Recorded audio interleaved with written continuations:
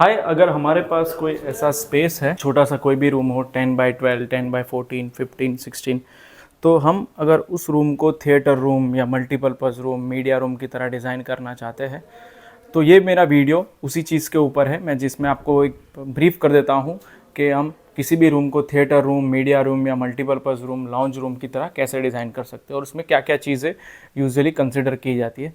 तो सबसे पहला पार्ट होता है विजुअल। तो ये प्रोजेक्टर है, तो प्रोजेक्टर ब्रांड के हिसाब से, मॉडल के हिसाब से यूजुअली इसका माउंटिंग होता है। तो ये जनरली ऐसे आप सीलिंग में भी लगा सकते हैं। जैसे यहाँ पे हमने एक प्रोजेक्टर लगाया 4K का, तो ये हमने 14 फीट के डिस्टेंस पे लगाया। वो डिपेंड करता है क्या मॉडल है। तो प्रोजेक्टर आता है। उसके अलावा सेकेंड चीज़ होती है, this is called a projector screen.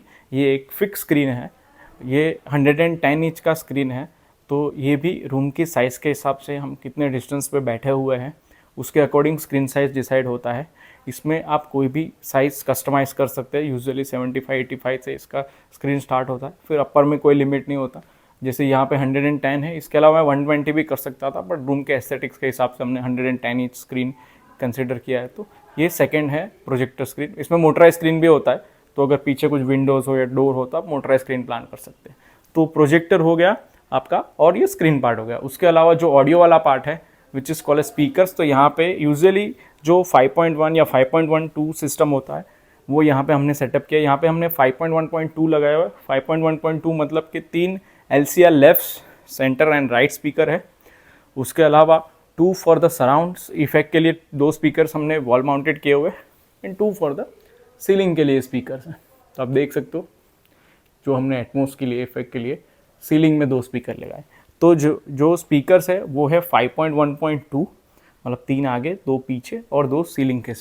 Types of speaker के अकॉर्डिंग इसका माउंटिंग होता है। जनरली फ्लोर माउंटिंग, मतलब आप टॉवर स्पीकर ले सकते हैं, ऐसे ऑन वॉल स्पीकर लग सकते हैं, इन वॉल स्पीकर से कर सकते हैं। यहाँ पे हमने ऑन वॉल स्पीकर किए हुए जो 5.1.2 स्पीकर सिस्टम है। उसके अलावा जो आगे की जगह होती है 5.1.2 में, एक चीज़ होती है जो ये है वूफर।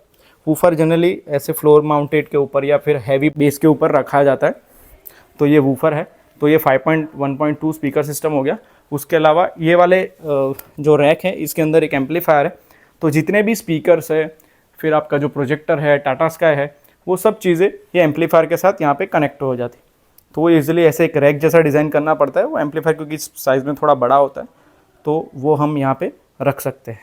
तो और एम्पलीफायर से ही सारे जितने भी स्पीकर्स है वो सब ऐसे ही आप देख सकते हैं। यहाँ पे केबल लगाया हुआ है, तो केबल के थ्रू कनेक्ट हो जाते हैं।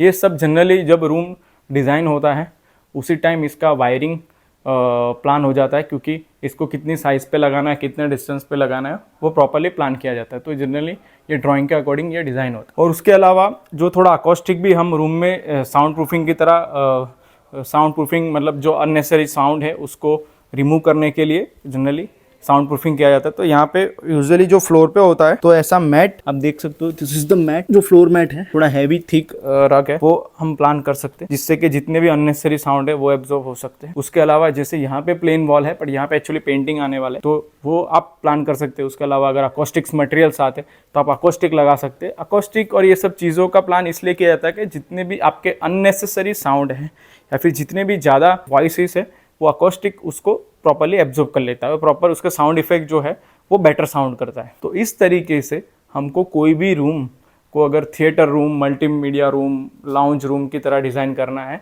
तो हम कर सकते हैं, और उसमें उसी रूम के हम वहाँ पे मैच, मूवी या कोई भी चीज़ हमको एंजॉय करनी है तो कर सकते हैं। क्या आपको और भी कुछ क्वेरी है तो आप मेरे को कांटेक्ट करके या मेरी टीम से कांटेक्ट करके पूछ सकते हैं। हम पूरा प्रॉपर्ली एक रूम कैसे थिएटर डिज़ाइन कर सकते हैं वो हम गाइड कर सकते हैं आपको। Thank you very much.